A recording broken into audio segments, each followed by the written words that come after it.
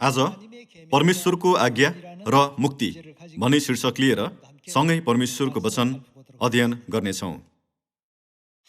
परमेश्वरको आज्ञाको हाम्रो मुक्ति र महिमित स्वर्ग राज्यसँग घनिष्ठ सम्बन्ध रहेको छ। पहिलो कोरिन्थी अध्याय 2 को वचन जस्तै आँखाले नदेखेको, कानले नसुनेको र मानिसको मनले पनि नसोचेको त्यस्तो महिमित स्वर्ग परमेश्वरले तयार गर्दै हुनुहुन्छ। हामी मानिसहरूले त्यो आत्मिक संसारलाई देख्न नसक्ने भएकोले हामीमा अदृश्य कुराहरू प्रतिको ज्ञान र धारणा कमजोर हुनु स्वाभाविक हो। त्यसैकारण परमेश्वरले प्रदान गर्नुभएको वचन मार्फत पवित्र आत्माको प्रेरणाले भरिएर हामी कुनै दिन निकै प्रभावित हुन्छौँ। तर संसारका कुराहरूमा अल्मलिएर 2-3 दिन बित्नासाथ के कुराले हामीलाई प्रभावित तुल्याएको थियो भन्ने कुरा हामीले तुरुन्तै बिर्सन पुग्छौँ। यो प्रक्रिया लगातार दोहोरिरहन्छ जस्तो लाग्छ। दाजुभाइ तथा दिदीबहिनीहरू, यो पृथ्वीका कुराहरू साँच्चै क्षणिक हुन्। ती सबै घाँसमा पर्ने बिहानको शीत जस्तै हुन्, जुन एकैछिन रहन्छ तर घाम उदाएपछि तुरुन्तै बिलाइजान्छ। अहिले जिरहेको हाम्रो जीवन पनि यस्तै हो भन्ने कुरा हामीले कदापि नबिर्सी जसरी भए पनि याद राख्नुपर्छ। त्यसो भए हामी यो क्षणिक जीवनमा छोटो समयको लागि मात्र जिउँछौँ कि अथवा अनन्तकाल जिउँछौँ होला? हामीले यस विषयमा सोच्नुपर्छ। यदि हामीले यस पृथ्वीमा जिउने क्रममा आफूले सामना गरेका समस्याहरूलाई समाधान गर्नको लागि मात्र परमेश्वरलाई खोजिरहेका छौँ भने हामीले आफ्नो विश्वासको निर्देशनलाई थोरै परिवर्तन गर्नुपर्छ जस्तो लाग्छ। कुनै कठिनाइको सामना गर्दा हामीले अवश्य परमेश्वरसँग सहयोगको निम्ति बिन्ती गर्नु त पर्छ। तर यो एउटा कुरा मात्र हाम्रो विश्वासको उद्देश्य भने हुनु हुँदैन। हाम्रो उद्देश्य नै परमेश्वरले तयार पार्नुभएको अनन्तको स्वर्ग राज्य हो। परमेश्वरले हामीलाई अनन्त स्वर्गमा सदा सर्वदा उहाँको सेवा गर्दै अनि आशिष र आनन्द उपभोग गर्दै बाँच्ने हाम्रो वास्तविक स्वरूप पुनर्स्थापना गरिदिने प्रतिज्ञा गर्नुभएको छ। हाम्रो अनन्तको जीवन हर्ष र आशिषले भरिभर हुनेछ र त्यो संसारमा पृथ्वीमा जस्तै थकान, पीडा र कष्ट हुने छैन। हरेक दिन खुसी मात्र पोखिने त्यस्तो अनुग्रहात्मक समय परमेश्वरले हामीलाई प्रदान गर्ने प्रतिज्ञा गर्नुभएको छ। हामी सदा सर्वदा जिउनेछौँ भनिएकोले कसैले हरेक दिन उस्तै जीवन जिउँदा पट्टै लाग्दैन होला र भनेर सोध्न सक्छन्। पट्टै लाग्दैन। परमेश्वरले हरेक दिन नयाँ कुरा सृष्टि गर्नुहुन्छ भन्नुभएको छ। त्यसैले परमेश्वरले हाम्रो निम्ति तयार पार्नुभएको त्यो संसार चाहिँ अहिलेसम्म हामीले सोच्दै आएको समय र क्षेत्रको सीमाभित्र रहेको त्यस्तो संसार होइन। त्यहाँ समय र क्षेत्रको कुनै सीमा नै हुने छैन। त्यो साँच्चै आश्चर्यको छ। स्वर्ग राज्यमा हामीले सबैभन्दा धेरै भन्ने कुरा के हुन्छ होला? यहाँहरूलाई थाहा छ? त्यो नै वाह हो। वाह वाह। हामीले परमेश्वरसँगै विभिन्न ग्रहहरूको भ्रमण गर्ने बेलामा यहाँ गए पनि वाह, त्यहाँ गए पनि वाह भन्ने छौँ। दाजुभाइ तथा दिदीबहिनीहरू, यो पृथ्वीमा बारम्बार वाह वाह भन्न सकिने त्यस्तो ठाउँ छ जस्तो मलाई लाग्दैन। संसारका प्राय मानिसहरू संयुक्त राज्य अमेरिकाको ग्रान्ड क्यान्यन भन्ने ठाउँमा भ्रमणको लागि जाने गरेको कुरा मैले सुनेको थिएँ। तर यो पृथ्वीमा भएका ठाउँहरू जस्तै जेजु टापु पनि 1-2 पटकसम्म घुम्न गयो भने पहिलो भ्रमण जतिकै रमाइलो हुँदैन। मानव 10 चोटि गइसक्नुभयो र कसैले यहाँलाई जेजु टापुमा फेरि जाउँ न भन्यो भने त्यति उत्साहित भइन नि। पृथ्वीका ठाउँहरू सबै यस्तै हुन्। प्राय मानिसहरूले अमेरिकामा भएको डिज्नील्यान्ड कस्तो राम्रो छ अथवा ग्रान्ड क्यान्यन साँच्चै उत्कृष्ट छ भन्ने गर्छन्। यस पृथ्वीमा भएका कुराहरू चाहिँ एकछिनको लागि मात्र राम्रो देखिन्छ। तर परमेश्वरले स्वर्ग राज्य चाहिँ आँखाले नदेखेको, कानले नसुनेको र मानिसको मनले नसोचेको हाम्रो कल्पनालाई नै नागेको त्यस्तो संसारमा अस्तित्वमा भएको ठाउँ नै स्वर्ग हो भन्नुभयो। त्यस्तो महिमित ठाउँमा डोर्याउनको निम्ति परमेश्वरले हामीलाई उहाँको आज्ञा दिनुभयो। हामीले यस पृथ्वीमा रहन्जेल स्वर्ग राज्य जानको निम्ति अनिवार्य पालन गर्नै पर्ने कुरा भनेको नै परमेश्वरको आज्ञा हो। हामीले परमेश्वरको आज्ञा पालन गर्यौँ भने मात्र मुक्ति पाएर स्वर्ग राज्य फर्कन सक्छौँ भन्ने कुरा गलाती अध्याय 1 मा गएर निश्चित गरौँ। गलाती अध्याय 1 को पद 6 को वचन हेरौँ। मलाई आश्चर्य लागिरहेछ कि ख्रिस्टको अनुग्रहमा तिमीहरूलाई बोलाउनु हुनेलाई यति चाँडै त्यागेर तिमीहरू भिन्न सुसमाचारतिर लागिरहेछौ। तिनीहरू परमेश्वरको अनुग्रहद्वारा बोलावट पाएका मानिसहरू हुन्, तर तिनीहरूले परमेश्वरलाई त्यागेर भिन्न सुसमाचारतिर लागेको कुरा नै एकदमै आश्चर्यको कार्य हो।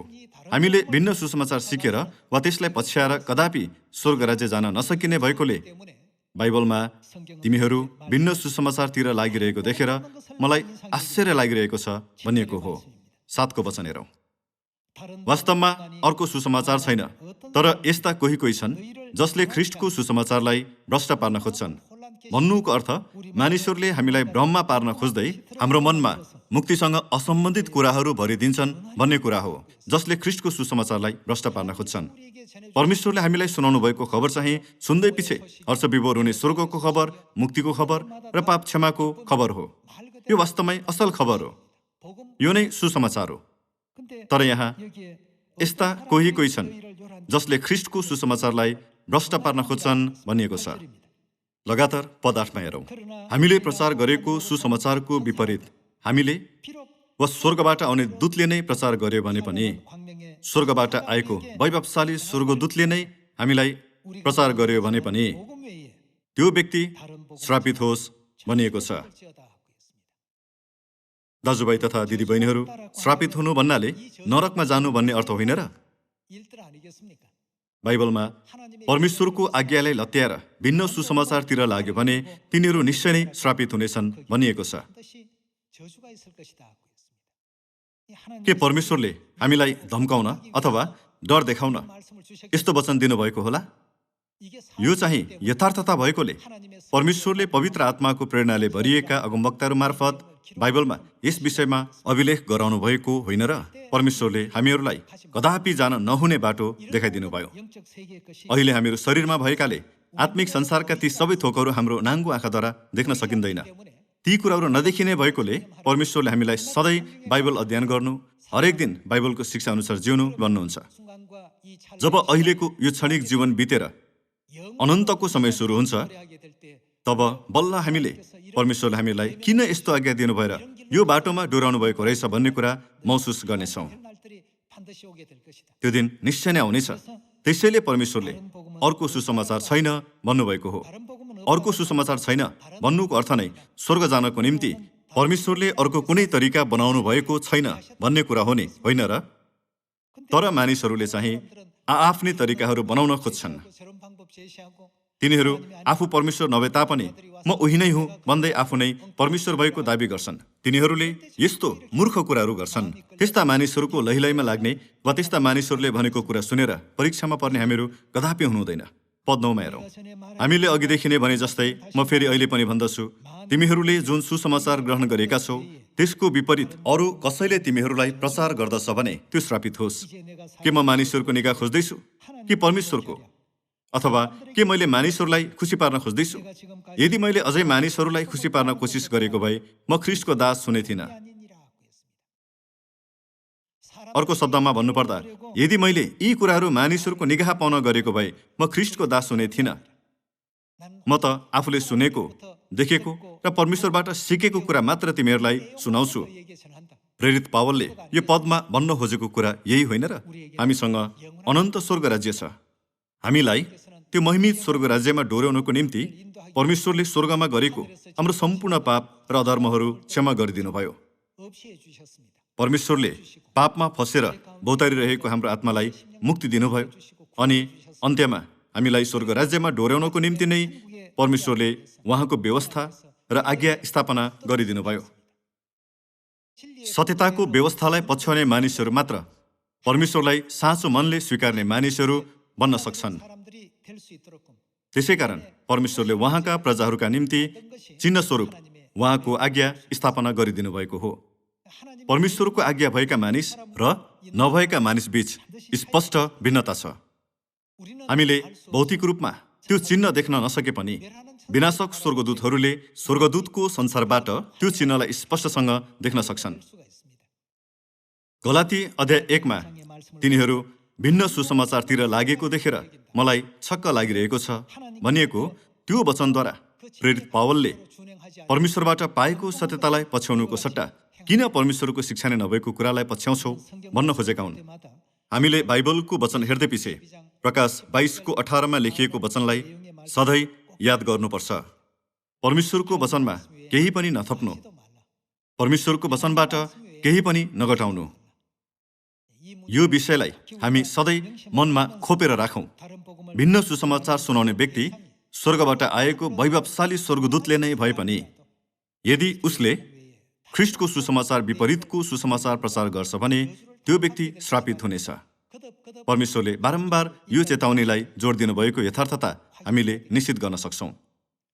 त्यसो भए सुरुको मण्डलीका सबै विश्वासका पुर्खाहरूले ख्रिस्टको साँचो सुसमाचारमा आफ्नो विश्वासलाई कतिको दृढतापूर्वक कायम राखेका थिए होलान्। नयाँ करार बाइबलको सबै अभिलेखहरूलाई हेर्ने हो भने सुरुको मण्डलीका सन्तहरूले सुसमाचारमा आफ्नो विश्वासलाई दृढतापूर्वक कायम राखेको कुरा हामीले निश्चित गर्न सक्छौँ। एफिसी अध्याय 2 पद 19 को वचन हेरौँ। अध्याय 2 पद 19 हेरौँ। यसरी अब तिमीहरू विदेशी र प्रवासी होइनौ, तर सन्तहरूसँग तिमीहरू सङ्घीय नागरिक र परमेश्वरको परिवारका सदस्यहरू अर्थात् परमेश्वरका घराना भएका छौ। फेरि भन्नुपर्दा परमेश्वरका सन्तानहरू भएका छौ। पद 20 हेरौँ। त्यो घराना प्रेरितहरू र अगमवक्ताहरूको जगमाथि बसालेर निर्माण भएको छ। यहाँ भनिएको अगमवक्ताको सन्दर्भमा भन्नुपर्दा पुरानो करारको समयमा पनि अगमवक्ताहरू थिए भने नयाँ करारको समयमा पनि सुसमाचारका अगमवक्ताहरू थिए। प्रेरित पावलले सुरुको मण्डलीका सन्तहरूलाई एफेसीमा लेखिएका सबै शिक्षा र पाठ सुनाइरहेका हुन् नि, होइन र? त्यो घराना प्रेरितहरू र अगमवक्ताहरूको जगमाथि बसालेर निर्माण भएको छ र ख्रिस्ट येशू आफै चाहिँ मुख्य कुनै ढुङ्गो हुनुहुन्छ।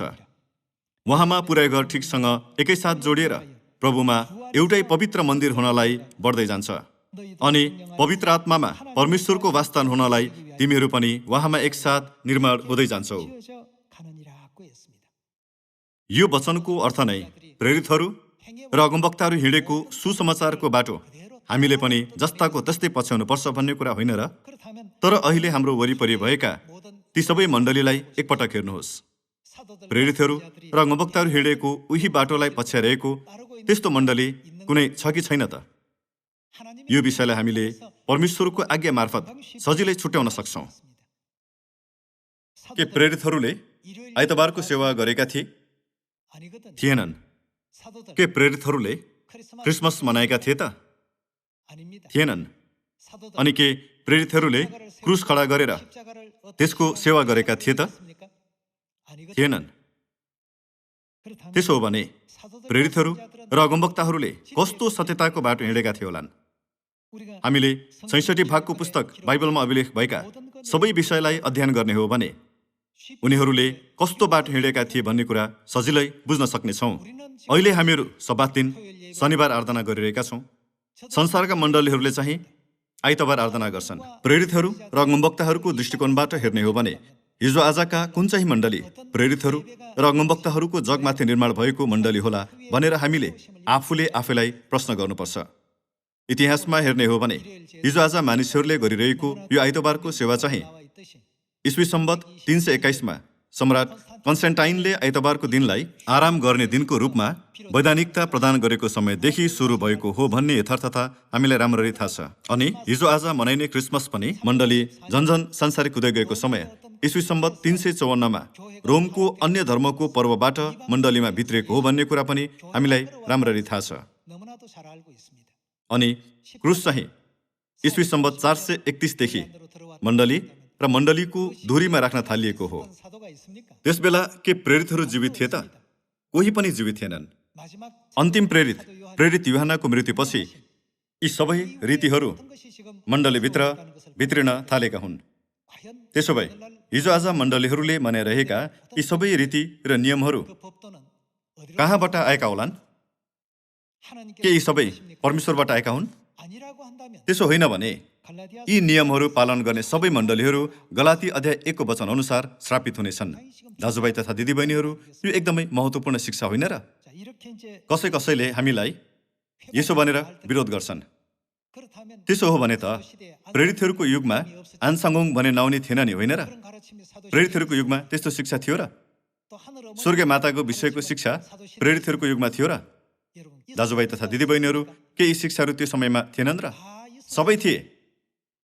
यी शिक्षाहरू कहाँ थिए त? येशूज्यूले प्रेरित युहन्ना मार्फत यी शिक्षाहरू वर्णन गरिदिनु भयो नि। प्रकाश 2:17 र 3:12 वचनद्वारा येशूले हामीलाई येशू बाहेक अर्को कुन नाउँ समेत दिन्छु भन्नुभयो त? यो कुन समयमा दिइएको वचन हो? परमेश्वरले प्रेरितहरूको युगको प्रेरित युहन्ना मार्फत दिनुभएको वचन हो। यसबाहेक परमेश्वरले माथिको यरुशलेम स्वतन्त्र छ जो हाम्री आमा हुन् भन्ने वचनद्वारा स्वर्गीय माताको विषयको शिक्षा पनि दिनुभयो। त्यसो भए तिनीहरूले कसरी प्रेरितहरूले ख्रिस्ट आन्सङज्यू र स्वर्गीय माताको शिक्षा सिकाएका थिएनन् भनेर जिद्दी गर्न सक्छन्? यी सबै शिक्षाहरू येशूज्यूबाट आएको शिक्षा हुन्। प्रेरितहरूले सिधै येशूज्यू र पवित्र आत्माबाट शिक्षा पाएका थिए। यी सबै शिक्षाहरू बाइबलमा अभिलेख गरिएका छन् नि, होइन र? थुमाका विवाहको दिन आएको छ र उहाँकी दुलै स्वयं तयार भएकी छिन् भन्ने यो अगमबाणीको विषय पनि यो युगमा आएर हामी आफैले बनाएको कुरा होइन। यो अगमबाणी प्रेरितहरूको युगदेखि नै थिएन र? तर प्रेरितहरूको युगमा दिएका ती सबै शिक्षाहरू लामो समयसम्म के भयो त? गुप्तमा रह्यो। त्यसैले परमेश्वरले आउनुभयो र सबै सत्यताहरू प्रकट गरिदिनुहुनेछ। परमेश्वरले प्रेरितहरू र अगमवक्ताहरूलाई सबै शिक्षाहरू 66 भागको पुस्तक बाइबलमा लेख्न गराउनु भयो। अन्य मानिसहरूले हेरे पनि देख्न नसक्ने, सुने पनि सुन्न नसक्ने र महसुस पनि गर्न नसक्ने त्यस्तो अवस्थामा परमेश्वरले पवित्र आत्माको युगमा यस पृथ्वीमा आउनुभयो र धार्मिक अन्धकारको युगमा गुप्तमा रहेका ती सबै सत्यताहरू प्रकट गरिदिनु भयो नि, होइन र? उहाँले आफ्नो नयाँ नाउँ र नयाँ यरुशलेम स्वर्गीय माताको विषयको सत्यता पनि प्रकट गर्नुभयो। यदि मानिसहरूले यी शिक्षाहरू त प्रेरितहरूको युगमा छँदै थिएन भनेर जिद्दी गरे भने तिनीहरूलाई प्रेरित युहन्ना कुन युगका मानिस थिए? कसले येशूज्यूबाट प्रकाश पाएर प्रकाशको पुस्तक लेखेका हुन्? गलातीको पुस्तक चाहिँ कसले लेखेका हुन् भनेर एकपटक जसरी भए पनि सोधी हेर्नुहोस्। के ती पुस्तकहरू यो युगमा हामीले लेखेका हौँ र? होइन। प्रेरितहरूको जगमाथि ती सबै शिक्षाहरू अभिलेख गरिएका हुन्। सबै प्रेरितहरू र अगमवक्ताहरू जिएको युग नै पुत्रको युग भएकोले उनीहरूले त्यो युगमा आफूलाई दिएको भूमिका मात्र निर्वाह गरेका हुन्। त्यसो भए ती शिक्षाहरू कुन युगमा प्रकट गरेर प्रचार गरिन्छ होला? पवित्र आत्माको युगमा आएर प्रकट हुने येशूज्यूको नयाँ नाउँ नै ख्रिस्ट आन्सङज्यू होइन र? अनि नयाँ यरुशलेम स्वर्गीय माताको विषयको सत्यता चाहिँ 6000 वर्षको मुक्तिको प्रबन्धको अन्तमा घोषणा गरिने सत्यता होइन र? दाजुभाइ तथा दिदीबहिनीहरू, यदि कसैले यहाँहरूलाई के तपाईँले पुत्रको युगमा आन्सङज्यू नाउँ भेटाउन सक्नुहुन्छ र भनेर सोध्यो भने विश्वासमा कदापि नडगमगिनुहोस्। प्रेरितहरू र अगमवक्ताहरूले येशूज्यूको नयाँ नाउँको विषयको अगमबाणी पनि अभिलेख गरेका थिए। यसरी पुत्रको युगमा जिएकोले त्यस युगमा मुक्ति पाउनको निम्ति उनीहरूले आफ्नो भूमिका मात्र निर्वाह गरेका हुन्। अहिले हामीहरू पवित्र आत्माको युगमा जिरहेका छौँ। हामीहरू येशूज्यूले जानकारी दिनुभएको येशूज्यूको नयाँ नाउँ प्रयोग हुने युगमा जिरहेका छौँ। अनि येशूज्यूले नयाँ नाउँ लिएर यस पृथ्वीमा आउनुहुँदा हामीमाझ प्रकट गर्नुभएकी नयाँ यरुशलेम स्वर्गीय मातालाई पनि अहिले हामीहरू विश्वास गरिरहेका छौँ। यी सबै सत्यताहरू पहिले प्रेरितहरूको युगमा परमेश्वरबाट प्रदान गरिएका विषयहरू हुन्। पहिले प्रेरितहरूद्वारा यी सत्यताहरूको जग बसालिएको हो नि, होइन र? परमेश्वरले यी सबै सत्यताहरू पहिले प्रेरितहरूको युगमा लेखिने गराउनुभयो। दाजुभाइ तथा दिदीबहिनीहरू, यहाँहरूले बजारमा गएर खानेकुराहरू किन्नुभयो भने ती ल्याएर फ्रिजमा राख्नुहुन्छ नि, एकै दिनमा सबै खानुहुन्छ त? खानेकुराप्रति ज्यादै रुचि भएको व्यक्तिले एकै दिनमा सबै खान पनि सक्ला। यहाँहरूले प्राय फ्रिजमा खानेकुरा राख्नुभयो भने 10 दिन, 1 महिना वा त्योभन्दा बढी समयको लागि राख्नुहुन्छ नि। खानेकुरा एकै दिनमा किनेर ल्याएको भए पनि के ती सबै त्यही दिनमा प्रयोग गरिन्छ त? यो जस्तै पुत्रको युगमा प्रयोग हुनुपर्ने कुरा त्यो युगमा प्रयोग गरियो। त्यसै गरी पवित्र आत्माको युगमा प्रयोग हुनुपर्ने कुरा नै यो युगमा प्रयोग गरिन्छ। हामी प्रकाशको पुस्तकमा गएर हेरौँ। यो प्रकाश कसले कसलाई दिनुभएको त? अध्याय 1 पद 1 मा हेरौँ। येशू ख्रिस्टको प्रकाश जो परमेश्वरले चाँडै हुन आउने कुराहरू आफ्ना सेवकहरूलाई देखाउन उहाँलाई दिनुभयो। उहाँले आफ्ना दूत पठाउनु भएर यो कुरा आफ्नो सेवक युहन्नालाई प्रकट गरिदिनुभयो। प्रेरित युहन्ना चाहिँ येशूज्यूको पहिलो आगमनको समयका प्रेरित थिए। परमेश्वरले प्रेरित यूहन्नालाई त्यो समयमा येशू नाउँ प्रयोग गरिएको भए पनि पछि चाहिँ उहाँको नयाँ नाउँ प्रयोग गरिन्छ भन्ने कुराको दर्शन देखाइदिनु भयो। अध्याय 3 पद 11 वचन हेरौँ। प्रकाश अध्याय 3 पद 11 वचन हेर्ने हो भने, म चाँडै आइरहेछु, तिमीसँग जे छ त्यसलाई पक्रिराख र तिम्रो मुकुट कसैले लिने छैन। जसले जित्छ त्यसलाई म मेरा परमेश्वरको मन्दिरको एउटा स्तम्भ बनाउनेछु र ऊ त्यहाँबाट कहिले बाहिर निस्कने छैन। म त्यसमा मेरा परमेश्वरको नाउँ लेख्नेछु र मेरा परमेश्वरका सहरको नाउँ अर्थात् यरुशलेम लेख्नेछु, जो मेरा परमेश्वरबाट स्वर्गदेखि तल आउँदछ। आफ्नै नयाँ नाउँ पनि म त्यसमा लेख्नेछु। येशूज्यूले मेरो एउटा नयाँ नाउँ हुनेछ जुन येशूभन्दा बिल्कुल फरक हुनेछ भन्नुभयो। मुक्ति पाउने प्रजाले येशूज्यूको नयाँ नाउँद्वारा मुक्ति पाउने भएकोले उनीहरूलाई जसले जित्छ भनेर अभिव्यक्त गरिएको हो। जित्ने र अन्त्यसम्म आफ्नो विश्वासलाई कायम राख्ने मानिसमा परमेश्वरले आफ्नो नयाँ नाउँ लेख्नेछु भन्नुभयो। प्रकाश अध्याय 2 पद 17 पनि हामीलाई राम्ररी थाहा भएकै वचन हो। अध्याय 2 पद 17 वचन हेरौँ। जसको कान छ त्यसले सुनोस्, पवित्र आत्माले मण्डलीहरूलाई के भन्नुहुन्छ। जसले जित्छ त्यसलाई म गुप्त मन्नको केही भाग दिनेछु र म त्यसलाई नयाँ नाउँ लेखिएको एउटा सेतो पत्थर दिनेछु, जो पाउनेले बाहेक अरू कसैले जान्दैन। जित्नेहरू कस्ता व्यक्तिहरू हुन् त? सजिलोसँग भन्नुपर्दा तिनीहरू नै मुक्ति पाउनेहरू होइनन् र? मुक्ति पाउनेहरूलाई परमेश्वरले आफ्नो नयाँ नाउँ दिने प्रतिज्ञा गर्नुभएको छ। तर हिजो आज संसारका मण्डलीहरूलाई नयाँ नाउँ थाहा छ कि छैन त? थाहा छैन। यशाया अगमवक्ताले मेरो प्रजाले मेरो नाउँ जान्नेछ भनेका छन्। तिनीहरूलाई परमेश्वरको नाउँ थाहै नभए पनि परमेश्वरको सन्तान भएको दाबी गर्छन्। परमेश्वरले पहिलो आगमनको समयमा शरीर धारण गरेर यस पृथ्वीमा आउनुहुँदा संसारको अन्त्यको दिनमा प्रकट हुने सबै सत्यताहरूको विषयमा पहिले थाहा दिनुभयो, अनि दोस्रो पल्ट आउनुभयो र उहाँले ती सबै सत्यताहरूको अर्थ खोलिदिनुभयो। परमेश्वरले सबै सत्यताहरू प्रकट गर्नुहुनेछ भन्ने कुरा सही तरिकाले बुझ्यो भने मात्र अहिले हामीले किन पिता परमेश्वर र माता परमेश्वरलाई विश्वास गर्छौँ, किन ख्रिस्ट आनसँगज्यूको नाउँमा प्रार्थना गर्दै सियोनमा खुसी साथ आराधना गर्छौँ भन्ने कुरा महसुस गर्नेछौँ। हाम्रो मण्डली चाहिँ प्रेरितहरूको जगमाथि निर्माण भएको मण्डली हो।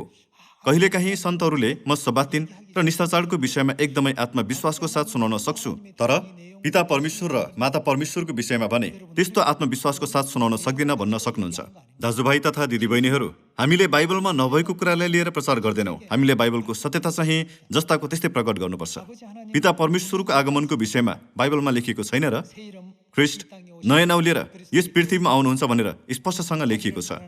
बाइबलमा परमेश्वर उहाँको प्रतीक्षा गर्नेहरूका उद्धारको निम्ति दोस्रो पल्ट आउनुहुनेछ भनेर पनि लेखिएको छ। अनि बाइबलमा माता परमेश्वरको विषयमा लेखिएको छ कि छैन? प्रकाश अध्याय 19 हेरौँ, पद 7 हेरौँ।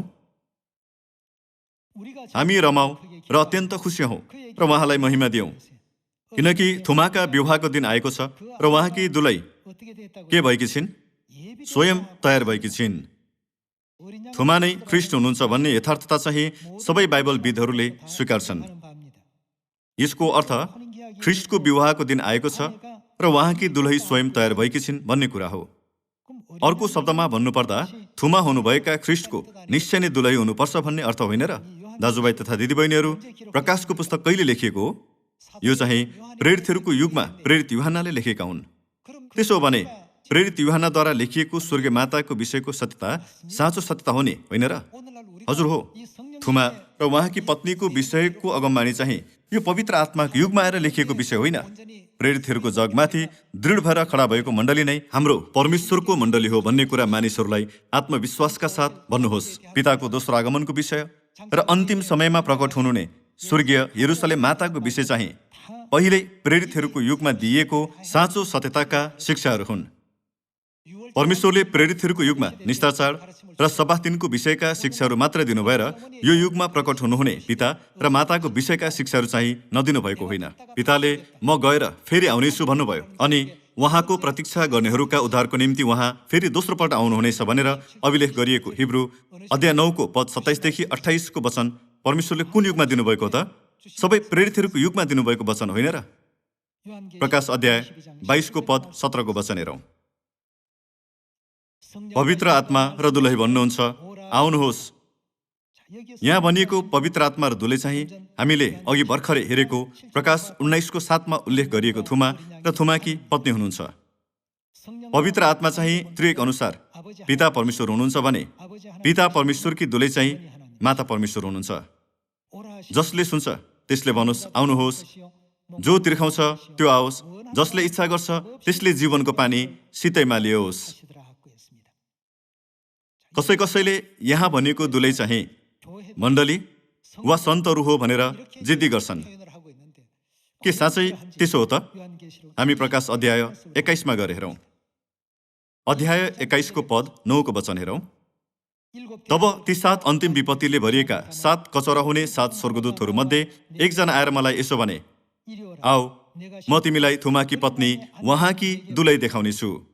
तिनले मलाई पवित्र आत्मामा एउटा ठुलो र उच्च पर्वतमा लगे र परमेश्वरबाट स्वर्गदेखि तलतिर झरिरहेको कस्तो सहर, पवित्र सहर यरुसलेम मलाई देखाए। मानिलियौँ थुमाकी पत्नी सन्तहरू हुन्। त्यसो भए के सन्तहरू स्वर्गबाट यस पृथ्वीमा झर्दा पवित्र अस्तित्वको रूपमा झरेका थिए त? हामी सबैजना पवित्र अस्तित्व नभएर पापीहरूको रूपमा यस पृथ्वीमा आएका हौँ। तसर्थ थुमाकी पत्नीले मण्डली वा मण्डलीका सन्तहरूलाई जनाउँछ भन्नु चाहिँ बाइबल विपरीतको शिक्षा हो। सम्पूर्ण मानव जाति एक अपवित्र, पापी र मर्नु बाहेक अर्को कुनै विकल्प नभएका मरणशील अस्तित्वको रूपमा यस पृथ्वीमा दपाइएका हुन्। तर थुमाकी पत्नी उहाँकी दुलैलाई के भनिएको छ त?